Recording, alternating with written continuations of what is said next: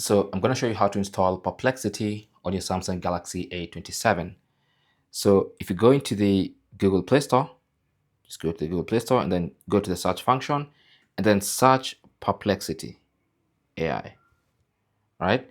And then this is the Perplexity app you want. So you can tap on it to see more details.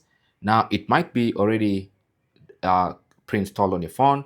So just tap on update, then tap on update from play, and then it's going to update to the latest version. In case you didn't have it at all, it was going to give you the option to install. So just wait for this to finish up.